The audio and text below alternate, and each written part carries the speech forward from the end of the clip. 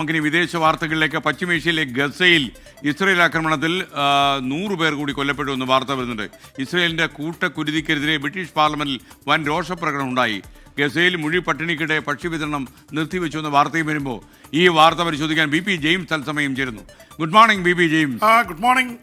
യുദ്ധത്തിന്റെ വാർത്തകളല്ലാതെ മറ്റൊന്നും പറയാൻ പറ്റുന്നില്ലല്ലോ എന്ന ഗ്ലാനിയുണ്ടോ ബി പിക്ക്? കാരണം മനുഷ്യർ ഈയാമ്പാറ്റകളെ പോലെ മറ്റേ മരിച്ചു വീഴുമ്പോൾ ആ വാർത്തയല്ലാതെ വേറെ എന്ത് വാർത്തയാണ് പറയാനുള്ളത്? അപ്പൊ പശ്ചിമേഷ്യയിലേക്ക് ഏതാ? പശ്ചിമേഷ്യയിലെ വാർത്തയാണ് ഇപ്പോൾ. പ്രത്യേകിച്ച് ഇസ്രായേൽ ഹമാസ് യുദ്ധം കൂടുതൽ രൂക്ഷമാവുന്നതിൻ്റെ സൂചനകളാണ് കാണുന്നത്. കാരണം കഴിഞ്ഞ 24 മണിക്കൂറിനുള്ളിൽ 100-ലേറെ പേരാണ് പാലസ്തീൻകാർ ഗസയിൽ കൊല്ലപ്പെട്ടിട്ടുള്ളത്. അതിൽ ബഹുഭൂരിപക്ഷവും സ്ത്രീകളും കുട്ടികളുമാണ്. ഇവർ ടാർഗറ്റ് ചെയ്യുന്നത് ഹമാസിനെയാണെന്ന് പറയുന്നു. ഹമാസൊക്കെ അവർ തുരങ്കങ്ങളിൽ വളരെ സുരക്ഷിതരായിട്ടിരിക്കുകയാണ്. ഹമാസിനെതിരെയുള്ള യുദ്ധം അവിടുത്തെ സാധാരണക്കാരായിട്ടുള്ള സ്ത്രീകളും കുട്ടികൾക്കുമെതിരെ ആയി മാറിയെന്നാണ് ലോകത്തിൻ്റെ വലിയ രോഷം ഇസ്രായേലിനെതിരെ തിരിഞ്ഞിരിക്കുകയാണ്. അതിൻ്റെ ഏറ്റവും വലിയ ഉദാഹരണം, ഇസ്രായേലിനെ ഏറ്റവും കൂടുതൽ പിന്തുണയ്ക്കുന്നത് അമേരിക്കയും ബ്രിട്ടൻ അടക്കമുള്ള യൂറോപ്യൻ രാജ്യങ്ങളുമാണ്. അവരെല്ലാം തിരിഞ്ഞു കഴിഞ്ഞു. അമേരിക്കയുടെ ട്രംപ് ആയതുകൊണ്ട് മാത്രം ട്രംപ് കൂടെ നിൽക്കുന്നു. മറ്റ് രാജ്യങ്ങൾ തിരികെയാണ്. ഏറ്റവും വലിയ അതുണ്ടായത് ബ്രിട്ടീഷ് പാർലമെന്റിലാണ്.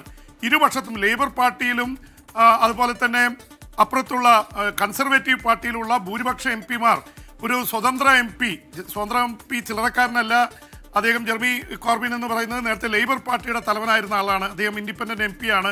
അദ്ദേഹം കൊണ്ടുവന്നിരിക്കുന്ന ബില്ല് ഇസ്രായേലിന് കടുത്ത ഭാഷയിൽ ഇസ്രായേലിനെതിരെ ഉപരോധമടക്കം ഒരുപാട് കാര്യങ്ങൾ ഇസ്രായേലിന് ഉപരോധിക്കണമെന്ന് ആവശ്യപ്പെട്ടുകൊണ്ടും ഈ വംശഹത്യ എന്ന് തന്നെയാണ് പറഞ്ഞിരിക്കുന്നത്, നിർത്തണമെന്ന് ആവശ്യപ്പെട്ടുകൊണ്ടാണ്. ബ്രിട്ടീഷ് പാർലമെന്റ് അക്ഷരാർത്ഥത്തിൽ തിളച്ചു മറിഞ്ഞു ഇസ്രായേലിനെതിരെ. അപ്പോൾ ആ തരത്തിൽ ലോകത്തിൻ്റെ മനസാക്ഷി തന്നെ ഇസ്രായേലിനെതിരെ തിരിയുന്നുവെന്നാണ് നമുക്കിപ്പോൾ മനസ്സിലാവുന്നത്. ഒരുപക്ഷെ അമേരിക്കൻ പ്രസിഡന്റ് ഡൊണാൾഡ് ട്രംപ് മാത്രമാണ് അതിൽ നിന്ന് വ്യത്യസ്തമായ നിലപാട് എടുക്കുന്നത്. ഇസ്രായേലിനെ അവിടെ ഇസ്രായേലുകാർ അവിടെ ആക്രമിക്കപ്പെടുന്നതുകൊണ്ട് അതിശക്തമായിട്ടുള്ള നിലപാടുകളിലേക്ക് ട്രംപ് പോകുന്നുണ്ട്. അത് മാറ്റി നിർത്തിയാൽ ഭൂരിപക്ഷം ലോകരാജ്യങ്ങളും ഇതിനെതിരെ രംഗത്ത് വന്നിരിക്കുന്നു. UN രക്ഷാസമിതിയിൽ ഇന്ന് വോട്ടെടുപ്പുണ്ട്. അപ്പോൾ എല്ലാ തരത്തിലും ഇസ്രായേലിനെതിരെ ഇതൊക്കെ നടത്തിയിട്ടും ഇസ്രായേൽ കുലുങ്ങുന്നില്ല. ഇസ്രായേൽ പ്രധാനമന്ത്രി ബെഞ്ചമിൻ നെതന്യാഹു നിരന്തരമായി ഗാസ പിടിച്ചെടുക്കാനായിട്ടുള്ള നിരന്തരമായ ആക്രമണത്തിന് ഉത്തരവിട്ടിരിക്കുകയാണ്. പി പി ജെയിംസ്, മറ്റൊരു കാര്യം, യഥാർത്ഥത്തിൽ ഈ യുക്രൈൻ റഷ്യക്ക് അകത്ത് കയറി ഡ്രോൺ കൊണ്ട് ആക്രമണം നടത്തിയല്ലോ. വ്ളാഡിമിർ പുടിൻ ഇതിന് തിരിച്ചടി നൽകുമെന്ന് ഡൊണാൾഡ് ട്രംപ് പറഞ്ഞിരിക്കുന്നു.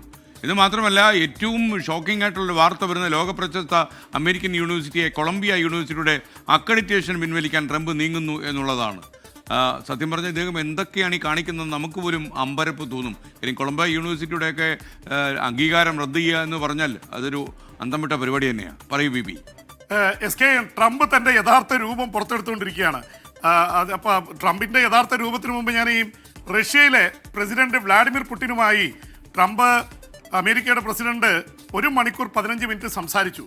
അതിൽ നിന്ന് അദ്ദേഹം കൊടുത്തിരിക്കുന്ന വാർണിംഗ്, മുന്നറിയിപ്പ് ഉക്രൈനും യൂറോപ്യൻ രാജ്യങ്ങൾക്കുമാണ്: സൂക്ഷിച്ചോളൂ, അയാൾ കലിതുള്ളി നിൽക്കുകയാണ്, എന്തും ചെയ്തു കളയും. കാരണം പുടിൻ പറഞ്ഞതായിട്ട് ട്രംപ് പറയുന്നത്, ഇതിന് ഞങ്ങളുടെ ഭൂമികയിൽ അല്ലെങ്കിൽ റഷ്യയുടെ ഉള്ളിൽ ഒളിച്ചു കയറി നാടകീയമായി മിന്നലാക്രമണം നടത്തി ഞങ്ങളുടെ 5 എയർബേസുകൾ തകർത്ത് 46 ബോംബർ വിമാനങ്ങൾ തകർത്തതിന് അതികഠിനമായിട്ടുള്ള തിരിച്ചടി ഞങ്ങൾ നൽകും. അത് കേൾക്കുമ്പോൾ തോന്നും ആണവായുധ പ്രയോഗം നടത്തുമോ എന്ന് ആശങ്കപ്പെടുത്തുന്ന രീതിയിലുള്ള ഒരു പ്രതികരണമാണ് ട്രംപിനോട് പറഞ്ഞിട്ടുള്ളത്. എന്താണ് പറഞ്ഞതെന്ന് ട്രംപ് വ്യക്തമായി പറഞ്ഞിട്ടില്ല. പക്ഷെ ട്രംപ് പറഞ്ഞു ഉക്രൈൻ റെഡിയായിട്ടിരുന്നോളൂ, വലിയ ആക്രമണം റഷ്യയുടെ വരുന്നു എന്നുള്ള ഇതാണ് ട്രംപ് പറഞ്ഞിട്ടുള്ളത്. അതിനിടയിൽ ട്രംപ് അമേരിക്കയിൽ വലിയ കോളിളക്കം സൃഷ്ടിച്ചുകൊണ്ടിരിക്കുകയാണ്. ഇപ്പോൾ ഈ മണിക്കൂറുകളിൽ വരുന്നൊരു വാർത്ത, 12 രാജ്യങ്ങളിലെ പൗരന്മാർക്ക് അമേരിക്കയിലേക്ക് പ്രവേശിക്കുന്നതിന് വിലക്ക് ഏർപ്പെടുത്തിക്കൊണ്ട് ഒപ്പിട്ടു എന്നാണ് CNN അടക്കമുള്ള അന്താരാഷ്ട്ര മാധ്യമങ്ങളിൽ ഇപ്പോൾ പുറത്തുവിട്ടിരിക്കുന്ന വാർത്ത. നമ്മളത് റിപ്പോർട്ട് ചെയ്യുകയും ചെയ്തു. എന്തായാലും 12 രാജ്യങ്ങളിൽ ഇറാനുണ്ട്, അഫ്ഗാനിസ്ഥാനുണ്ട്, പ്രധാനപ്പെട്ട അമേരിക്കയുടെ വിരുദ്ധരായിട്ട് നിൽക്കുന്ന ആഫ്രിക്കയിൽ നിന്നുള്ള പല രാജ്യങ്ങളുണ്ട്, ലിബിയ അടക്കം. അതുപോലെ പല രാജ്യങ്ങൾ, സൊമാലിയ അടക്കമുള്ള രാജ്യങ്ങളൊക്കെ വരുന്നുണ്ട്. കൂടുതലും ആഫ്രിക്കൻ രാജ്യങ്ങളും ഏഷ്യയിൽ നിന്ന് ഇറാനും അഫ്ഗാനിസ്ഥാനും ഒക്കെയാണ് ഇതിൽ വരുന്നത്. ഒപ്പം തന്നെ കുറേ രാജ്യങ്ങൾക്ക് പാതി വിലക്ക് കൽപ്പിച്ചിട്ടുണ്ട്. മുഴുവിലക്ക് കൽപ്പിച്ചാൽ ബർമയുണ്ട്, നമ്മുടെ ഇപ്പോഴത്തെ മ്യാൻമർ.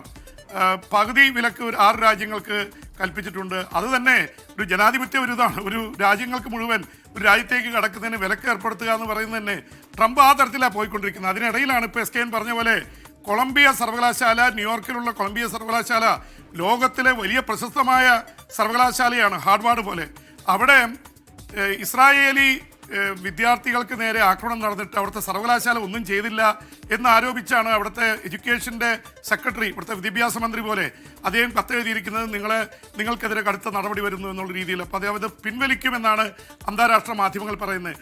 ഒരുപാട് വിദേശ വിദ്യാർത്ഥികൾക്ക് വരാനുള്ള സാധ്യത ഉണ്ടായിരുന്നു. അതുപോലെ ഹാർവാർഡ് യൂണിവേഴ്സിറ്റി, പ്രമുഖ യൂണിവേഴ്സിറ്റികൾക്കൊക്കെ ഇത് കൊടുത്തിരിക്കുകയാണ്. അവരുടെ ഫെഡറൽ ഫണ്ടിങ് കട്ട് ചെയ്യുന്നു. ആ തരത്തിൽ ലോക പ്രശസ്തമായ സർവകലാശാലയെ മുഴുവൻ കൊല്ലുന്ന തരത്തിലേക്ക് ട്രംപിന്റെ നിലപാടുകൾ പോകുന്നു. ട്രംപ് അതുകൊണ്ട് അതിശക്തമായിട്ടുള്ള നിലപാടുകളാണ്.